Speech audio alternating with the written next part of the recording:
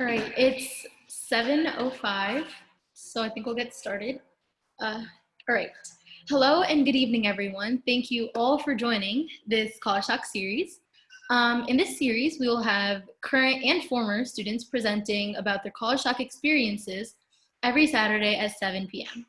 This is the 9th session, and this week we have Vivek Fernandez presenting about UCLA. Vivek completed his sophomore year at UCLA, and he's majoring in mechanical engineering with a minor in computer science.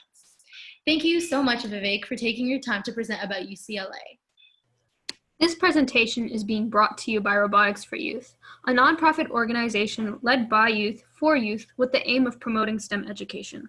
Along with these college talks, we also do STEM workshops, certification classes, hold virtual competitions, and much more. If you're interested in any of our other classes, visit our website, roboticsforyouth.org. During this call, all microphones will be muted during the session. If you have any questions at any time, please feel free to use the chat function at the bottom of the screen. Ritika and I will ask the questions to the presenter and they can answer. Now we'll hand it over to Vivek to talk about his college experiences with UCLA.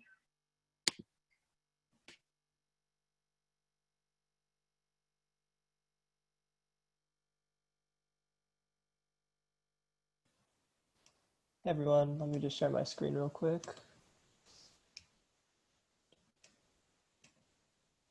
All right, so is it showing for everyone?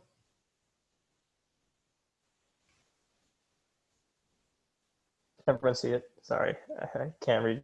Yeah, we can see. All right, okay, awesome, thank you. So hey guys, I'm Vivek Fernandez. I'm currently studying mechanical engineering and I'm in the class of 2022. So quick outline of what we're gonna get through. So like my background, like getting into college process, like how I went about applications, choosing college, all of that. Then like the adjustment during freshman year, the biggest changes I had to face going from high school to college. Then I'll get into like some of the academics specifically towards you, specifically with UCLA, and talk about extracurricular activities, my social life at UCLA, and then I'll give a brief summary at the end. So as I mentioned, I'm studying mechanical engineering. I have a technical breadth in computer science and I'm a rising junior. I actually just finished my sophomore year last week. I just finished finals. So right off the bat, so technical breadth is something specific to UCLA, where when you're in the College of Engineering, you're required to have this thing called a technical breadth where you take 3 classes in another engineering major. You can also do math, business, and pre-med, I believe. So I chose to do my technical breadth in computer science. So I'm from South Brunswick, New Jersey. So obviously that's a long way from home. So if any of you guys have questions about being an out-of-state student or going far away from college, going far away from home for college or anything like that, feel free to just ask. And some of my interests, I'm interested in singing, playing basketball, reading, and I love binge watching TV shows, which I've been doing a lot of over quarantine. So yeah, let's get into it. So getting into college, the first thing I'll say is start early. By start early, I mean, first of all, with your tests, I'd say get your tests done around like in the beginning of your junior year. You want to have those solidified so that when you start the college application process in your senior year, you can just put in your scores and you won't have to worry about anything else. By starting early, I also mean with your essays. The Common App is a really big deal, and getting started on your essays early is really important so that you can like fine tune them, edit them, and make sure that you get your best overall products out to all the colleges. So about me, so my stats for high school, so my weighted GPA was around a 4.4 and the unweighted was around a 3.9. So just a little background, the school I went to, South Brunswick High School, it was a very competitive school. Lots of people were taking AP classes, lots of AP classes. And so it kind of pushed all the students to do really well. And so my stats might look high to you, but like, first of all, stats are definitely not everything in a college application. Stats can help you like catch a college's eye, but there are so many other factors that are important to colleges. So stats will not get you like all the way in sometimes. And so that leads to the essays. So the essays, make sure that your essays are genuinely your writing. I know for me, I had tutors come in, or I had like my English teacher look at it and edit my essays. And it reached the point where I felt like my essays were kind of artificial and they didn't really feel like they were coming from me. And so I felt like I needed to like redo it and make sure that it was my own words. And by all means, I'm like, please get your teachers to edit it. It's a great way to like make sure your essay is properly formatted, formal, everything like that. But at the same time, you want it to be your writing. In that regard, your essays should be about stuff you are passionate about. Don't write a basic essay about something that you don't really care about. And it's important that like your essays showcase like who you are as a person. It's also helpful if your essays tend to lend itself towards the major you're applying to, or what field you're interested in. So yeah, that's another big thing I suggest. For standardized testing, okay, my scores again, 1570 for SAT and ACT 35. So just some advice in terms of like taking these tests. Taking classes and taking practice exams for these tests are very useful. I would never have gotten to like those scores without taking practice exams like ahead of time. And I was able to get these on my first try because I took so many practice exams beforehand. So I was confident in my ability. So find a way to just get prepared for it and knock it out early. I finished mine like by November of junior year, and I didn't have to worry about those anymore at all. And by senior year, I already had the scores. I could just send it immediately. So those are like the three big parts of your college application: your GPA, your essays, your SAT score. So obviously the college selection process is not set in stone. Different colleges look at different things, and it's really hard to find what college is looking for. So the best bet is obviously to have as like well developed in every like area as possible. You want to have a good GPA, you want to have good scores, and you want to have a good essay. But at the same time, know that even if you have a good GPA, or if you have a bad or like not as good GPA, you can still get into a college if you want to. So I don't no, UCLA's stats that they look for is around a 3.9 unweighted GPA and a 14.05 SAT. So I was able to like qualify with those base marks.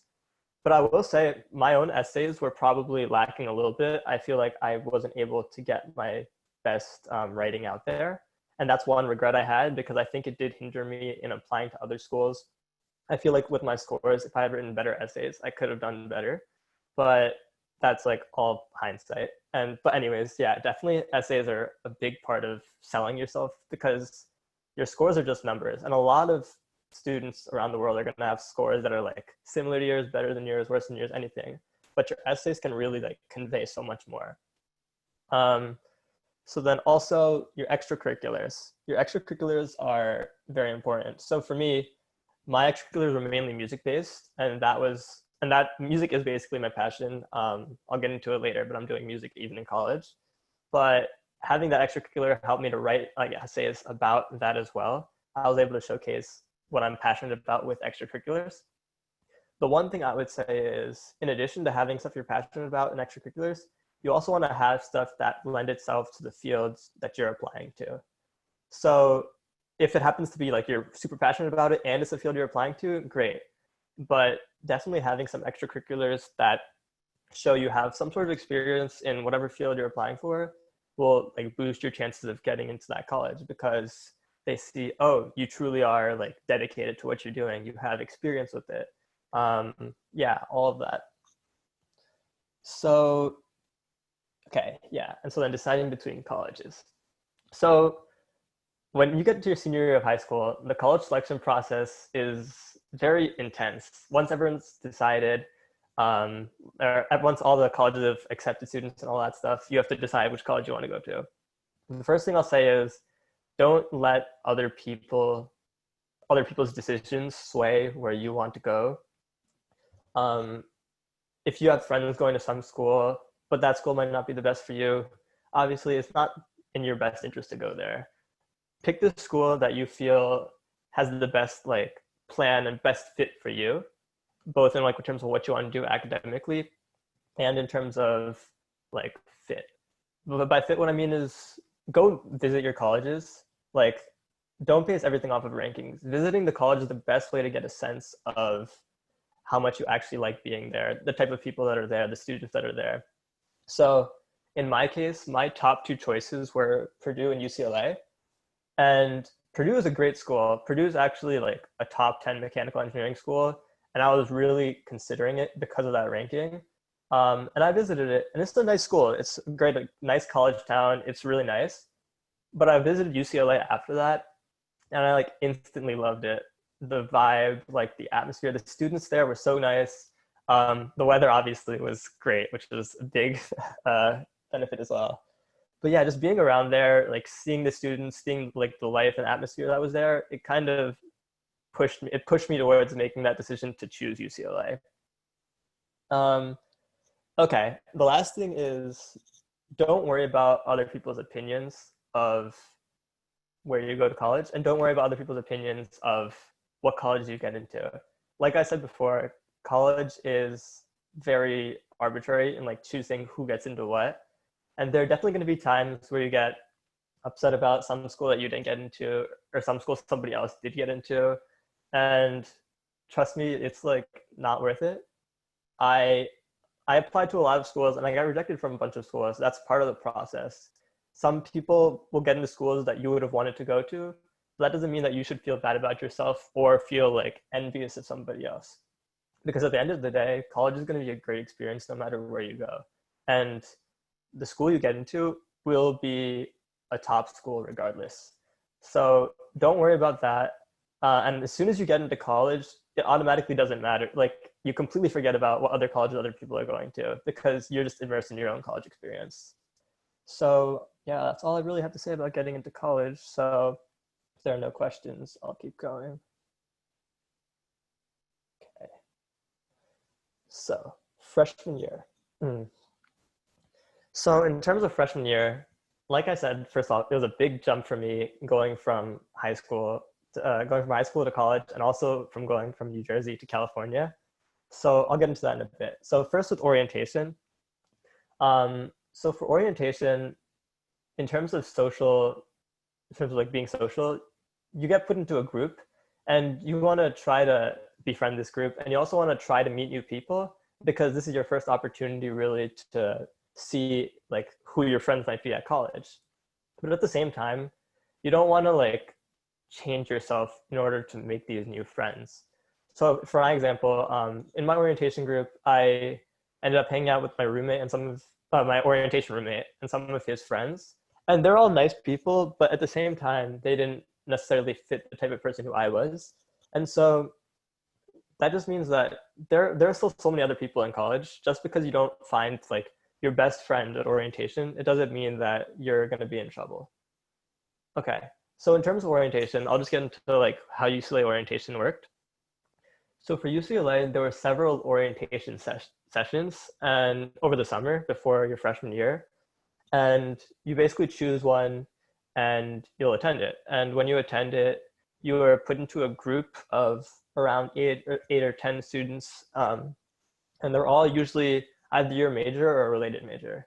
So in my group, it was mostly mechanical engineers, undeclared engineers, and computer science majors. So yeah, your NSA is basically the current student at UCLA who will be guiding you around to all these places and helping you to pick classes and everything like that. And that person is usually a related major as well.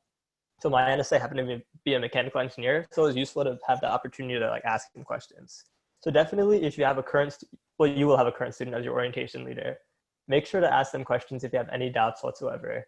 It's really important to like start off on a good foot. So like, don't be afraid to ask questions if it'll help you out. So yeah, also orientation for UCLA is when you pick classes.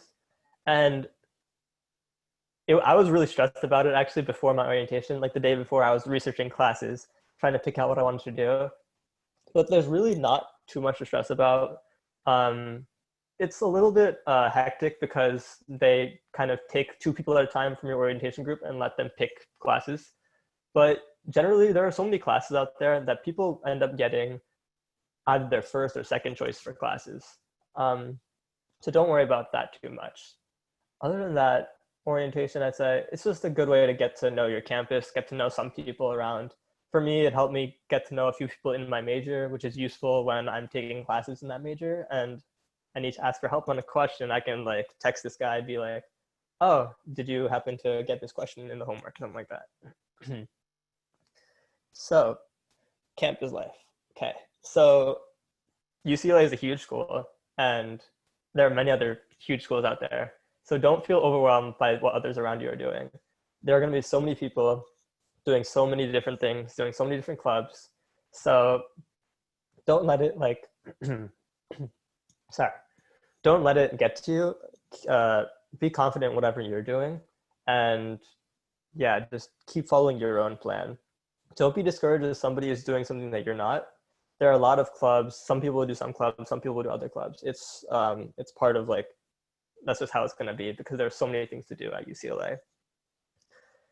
Dining facilities. So UCLA has the best food. Like it is ranked as the best food in the country among colleges. So yeah, there's so much variety of food. Yeah, there's Asian food, there's Italian food, there's Mexican food, there's, oh, I don't even know. There's so many types of food. And like, you can like choose how healthy you want to be because some dining halls are geared towards eating healthier food. There's so many options. So yeah, take advantage of your meal plan.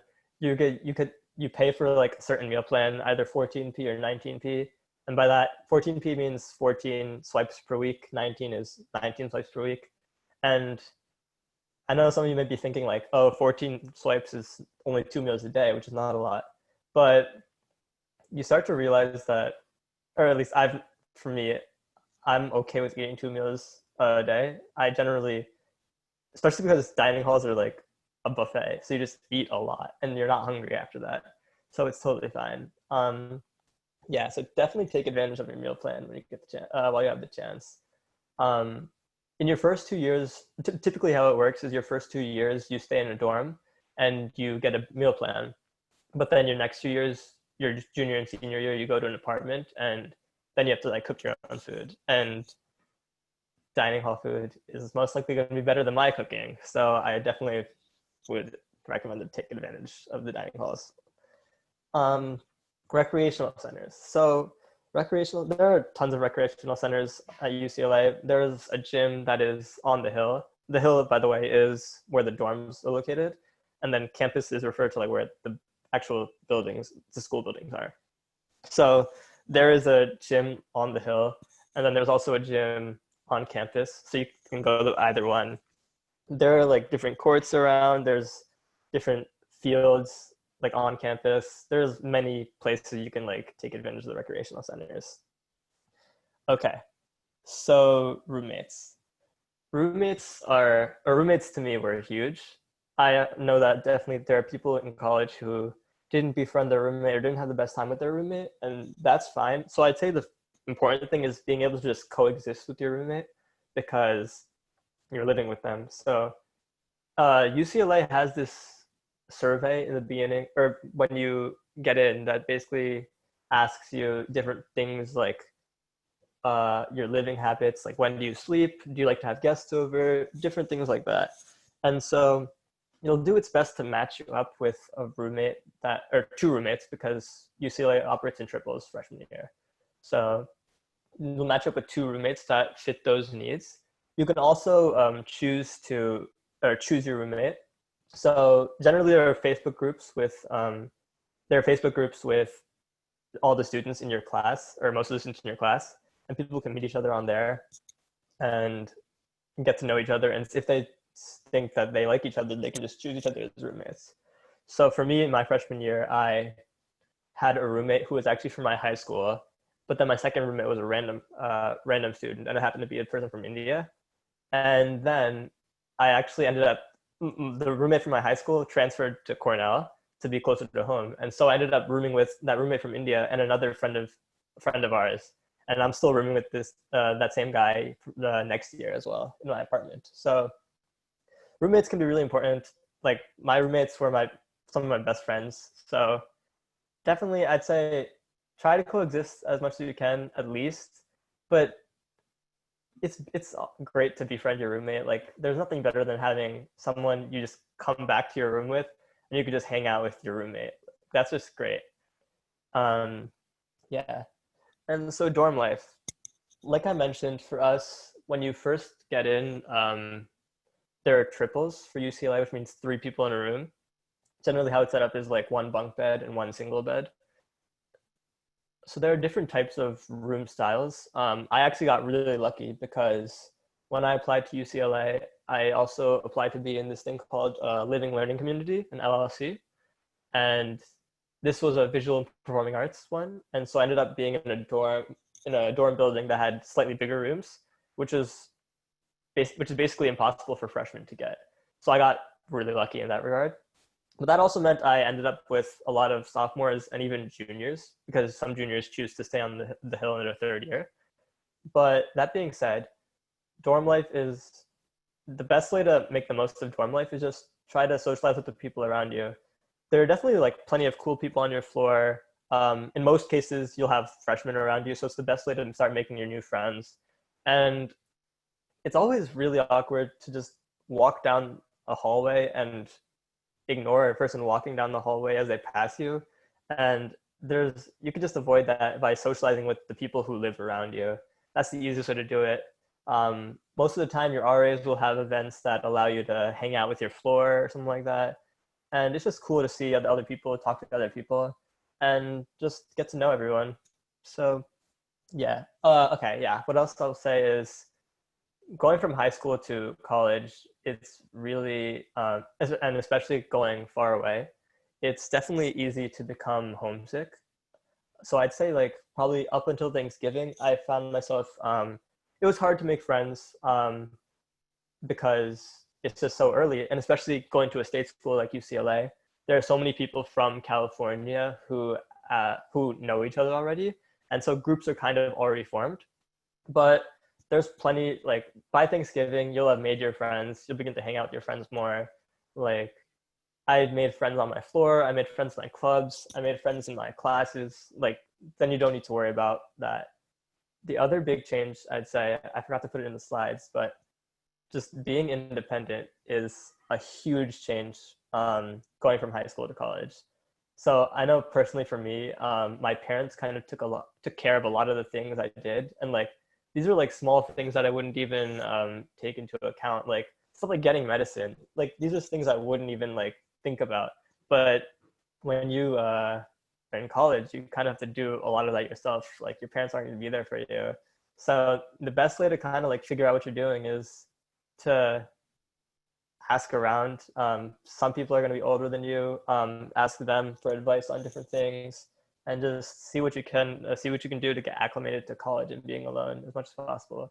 I'm definitely still learning a lot, like being alone, being independent, and I'm going to learn so much more going to an apartment when like I have to take care of my like food, take care of my like room and furniture and all that. But there's a lot of changes, but it's like definitely for the best to make you a more independent person. So are there any questions before I move on? Yeah, so we have a few questions in the chat. Okay. So the first one you went over a bit already. It's how did you handle going to college on the other side of the country, and how did you manage coming back home during the year? Okay, yeah, definitely. So I did touch on it a bit.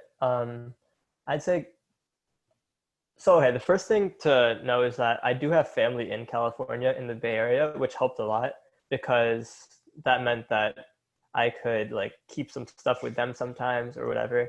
But for my moving in process, I actually had to, when I went for orientation, I left a suitcase at one of my friend's places who lives somewhere in somewhere nearby in California. And then I brought that along with some extra suitcases that I flew when I flew from New Jersey to actually move in. So that's how I handled the move-in process. In terms of going back home, so generally how it was for me is winter break and summer break, I would go home. That's just like it's 2 times a year, which is like not great. But also for Thanksgiving, I would go to my like, cousin's place in like the Bay Area. Sometimes my parents would fly down and meet me there. And then for spring break last year, my family and I went on like a trip, vacation. But yeah, you don't necessarily have as many opportunities as like some of the closer students to going home.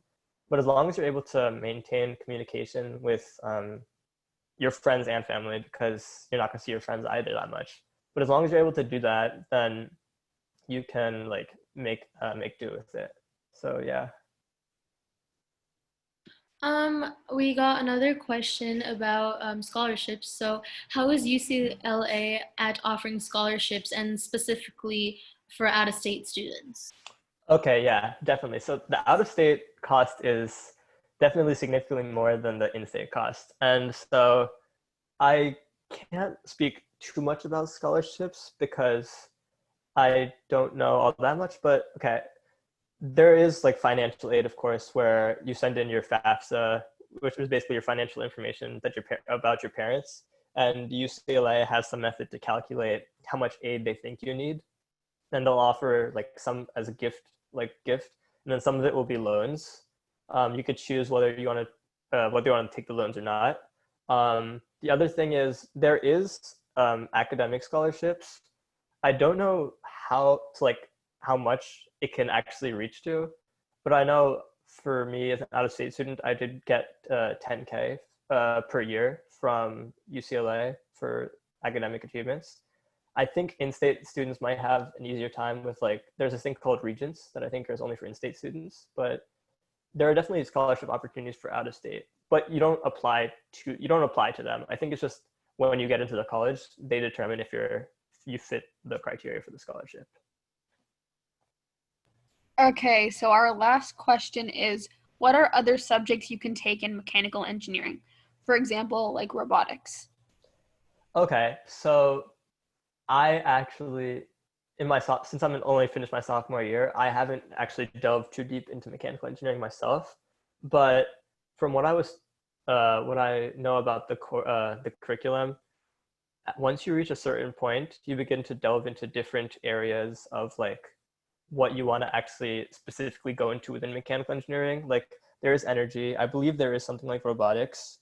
There might be, I'm not totally aware of like all the different paths that you can take yet, but that's something that happens more along your junior year and like probably near the end of your junior year. But there are definitely like opportunities to get into like stuff like robotics also. Yeah.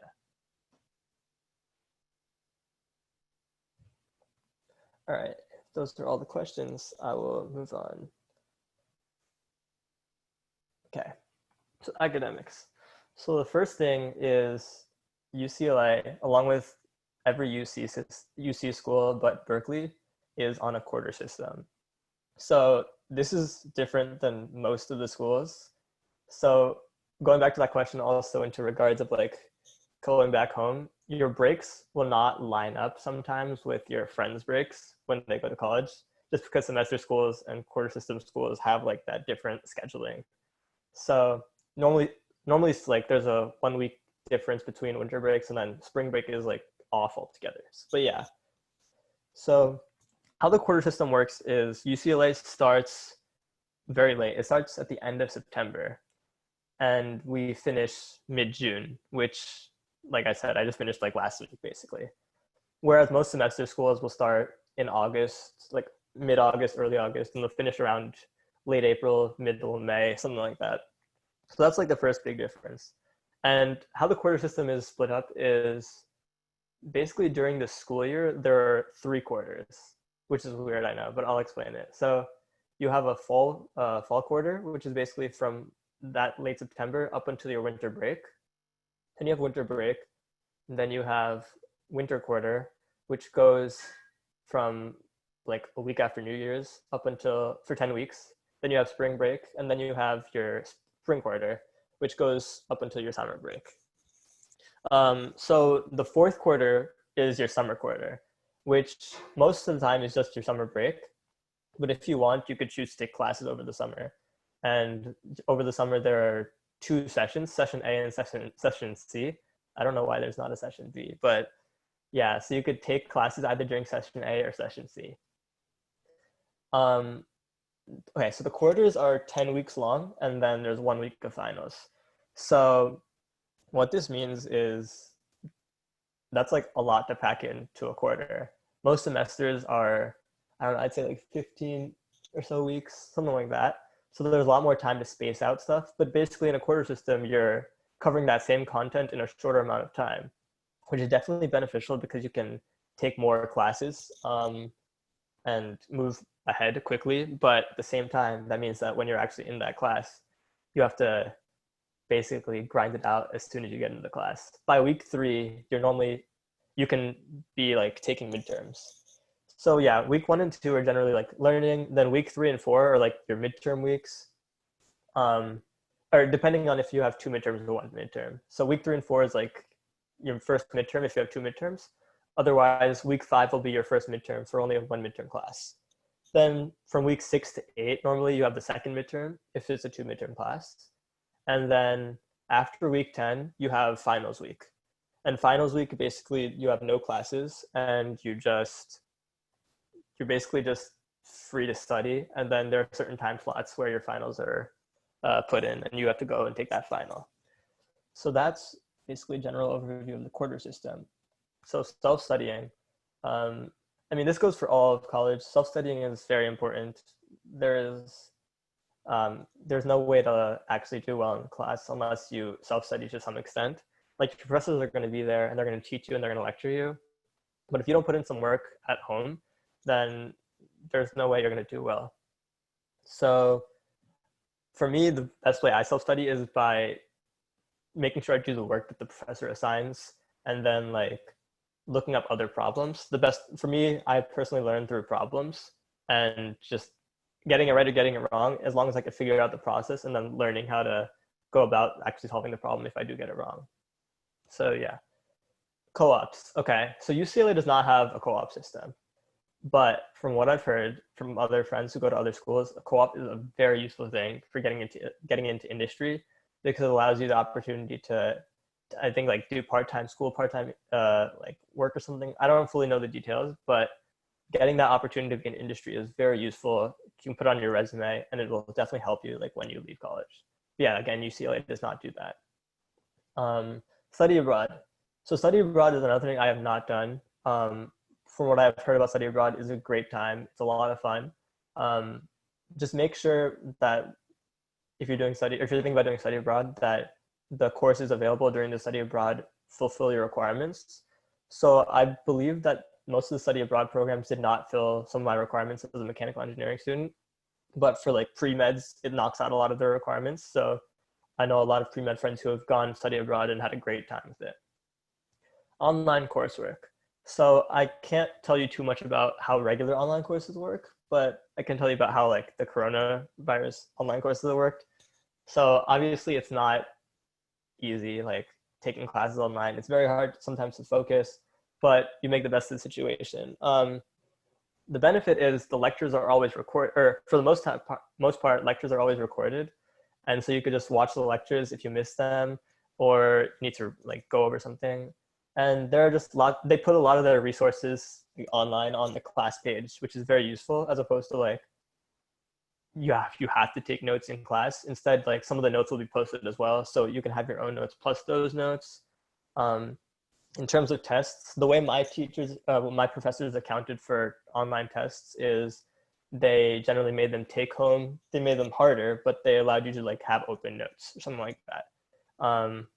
So yeah, that's generally how my online course like experience has been during this coronavirus situation. Yeah. So undergraduate research. So this is also something I have not taken part in. I was actually planning to do it probably next year, but I actually, there are just so many opportunities. You just email professors and it happens. And like, you just email professors and one of them will tell you like, yes, you can do it. So actually when I came home for coronavirus, I shot a couple messages to some Rutgers professors because I was trying to see if I could do some research over the summer while I was stuck at home. And so I just did some research on, or I like looked up some of the stuff they were doing, just did a little bit of research on like what subjects they were like researching in. And you can just send a message, say a little bit about the subject, say like you're interested, and then just see what professors are willing to have you join their research. It's just a great thing to have on your resume. And so three professors, I messaged like maybe like six professors at Rutgers, and like three responded within the day saying that after the coronavirus dies down, come to the lab, and we'll like set you up. So yeah, dealing with professors. So as is the case with most schools, lectures are huge, like hundreds of students. So there's not really a great time to to interact with a professor in that setting. So I'd say early on, the best way to go about dealing with professors is going to their office hours.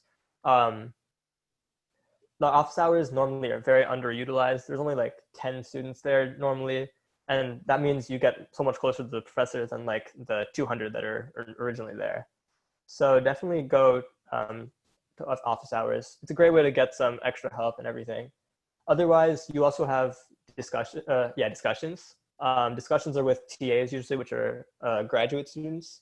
And graduate students are also great resources. So feel free to talk to them. Discussions are normally only like 20 to 30 people. So it's, again, more personalized. So you'll have the opportunity to talk to a grad student if you'd like. So definitely take the opportunity to try to reach out to these people and see if you can at least get their advice about stuff. So methods to optimize classes. So I don't know what Kufers is, but Chegg. Chegg is something that I have used before, and Chegg is definitely useful in terms of like understanding how like a problem is solved, because it goes through like all the steps. So what I will say is just don't use them to cheat on assignments. They're a great way to learn. If you get stuck on a problem that you're doing just to study and you don't know what you're doing, then you can go to Chegg and it'll give you a run through. And honestly, the way I find best to learn is like, if I get something wrong, then I can figure out the right way to do it. And that means that that right way can be applied to so many other questions that are similar. And so that's the way that I go about using stuff like online websites. But other than that, the best way to optimize classes is definitely just to do the homework, do the examples that the teacher provides in class, because whatever the teacher does in class or assigns to you, it's going to be similar content to what's on your midterms and finals. Like most professors are not going to throw some random question out of nowhere to you. It'll be relevant to what you've been like doing so far in your class.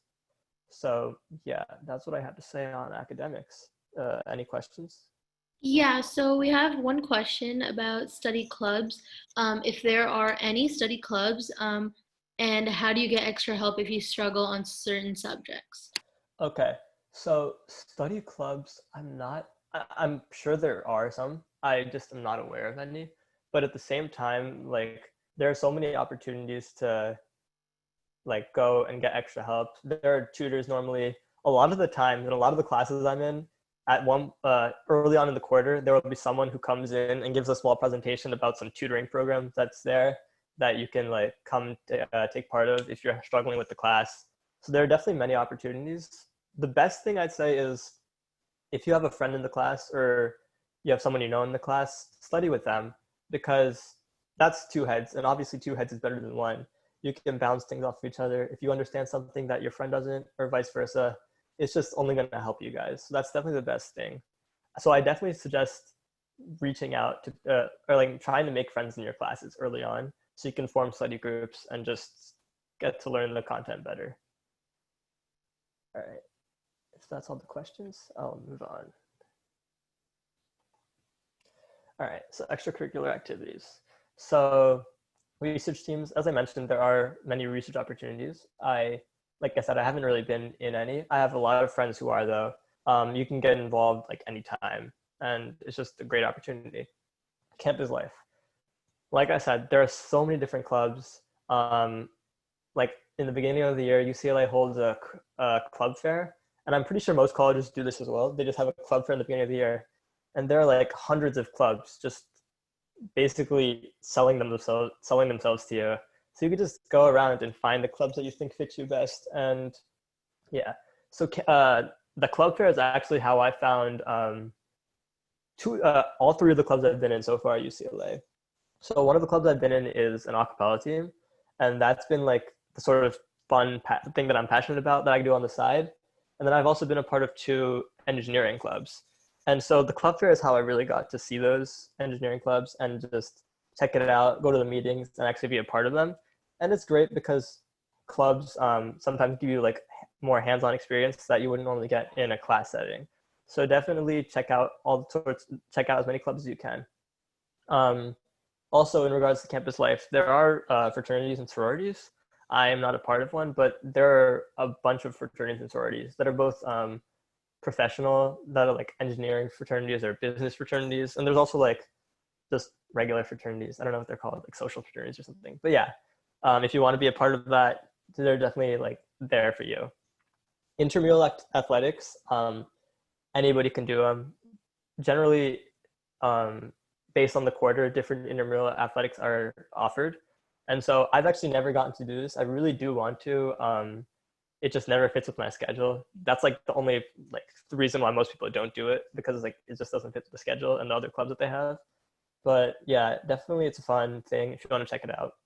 Club sports, I think, depending on the sport at UCLA, they are you have to try out for them and there are cuts, but I don't know too much more about club sports. They are just more competitive. I think sometimes you have to travel to other colleges and stuff like that. So just that's like the only thing about club sports. It's different than intramural athletics. Okay, so if there are no questions, I'll keep going. All right, so social life. So I said before, like when I came from high school to college, from New Jersey to LA, it was really hard at first. My only friend really was my first roommate, who was from my high school also. But you have to just reach out to people. Like that's the best way to make friends. Just reach out, because most people coming into college also do not have many friends, and they're willing to like talk to you. And so like you just talk, if you talk to as many people as possible, you'll eventually find people that you think have common interests too.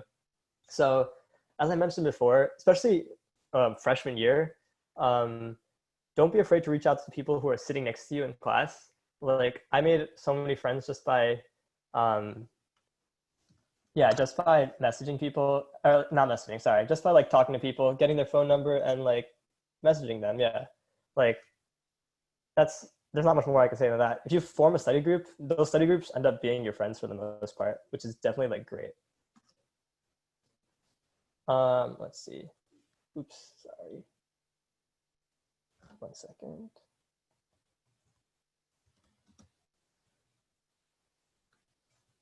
Shoot, sorry, my laptop just froze for a sec.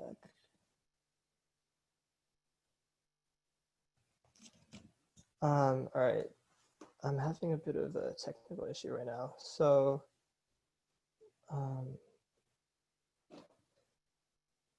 if you can still see my screen, I can try to keep going, but my laptop just blacked out. Can you hear me still? Yeah. Okay. All right. Give me 1 second. I might need to exit the call. I'll be right back.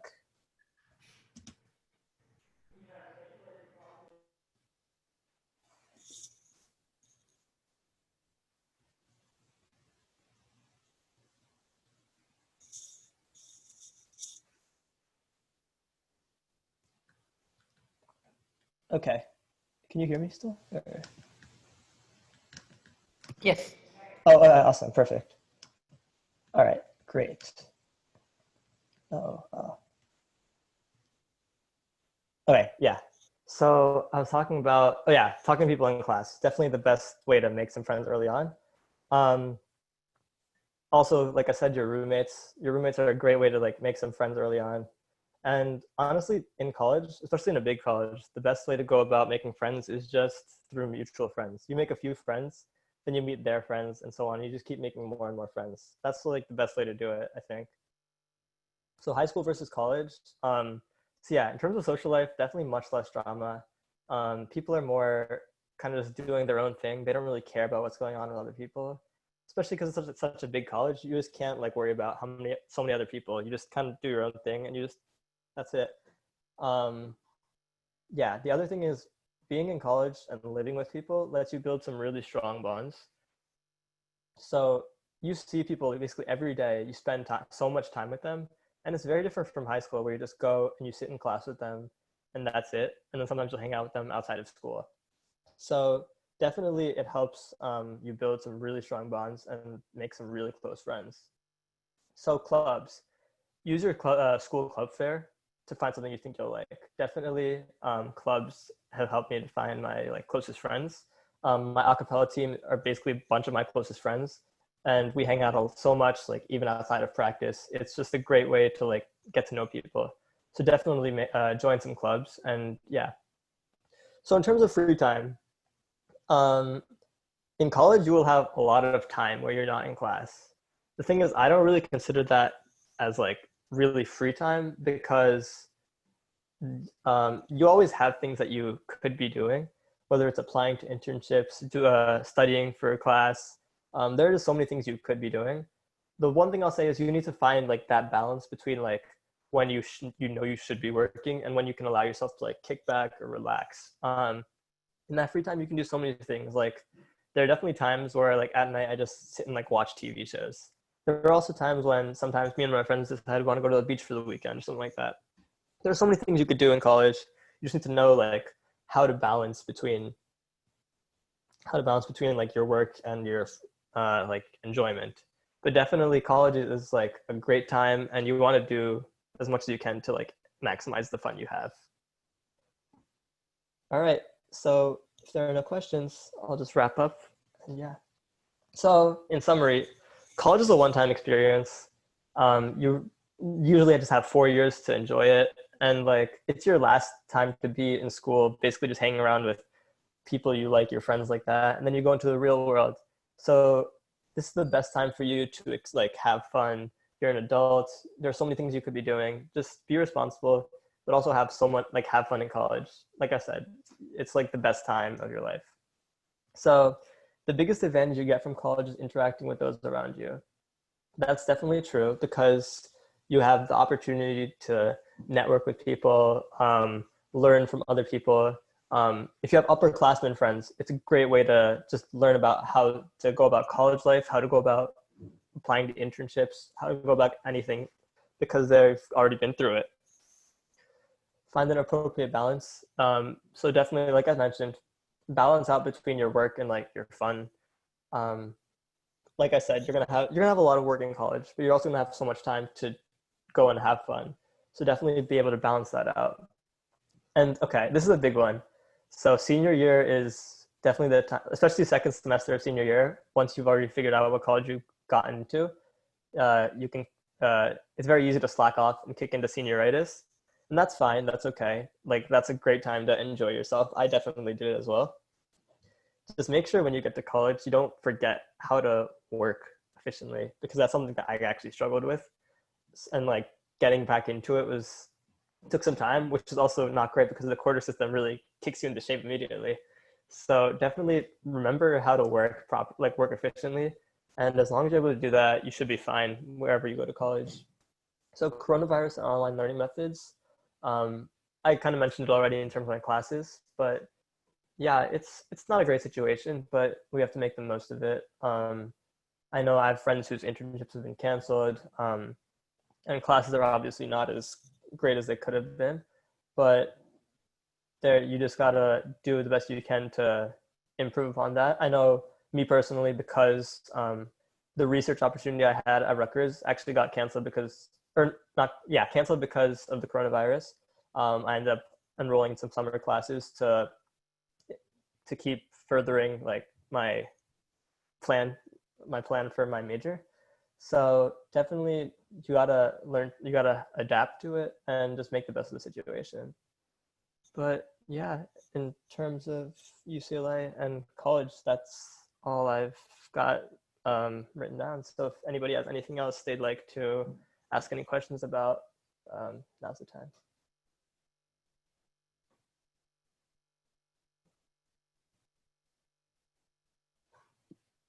All right, just a final. Does anyone else have any other questions? All right, I think we'll wrap up. Thank you so much, Vivek, for sharing all this information about UCLA. Of course, yeah. Next week, we will have Celine Cheng present about Carnegie Mellon University. We also have our previous college talks on our YouTube channel, Robotics for Youth. If you want to know more about our organization and our meeting schedules, you can visit us at roboticsforyouth.org. Thank you all for joining.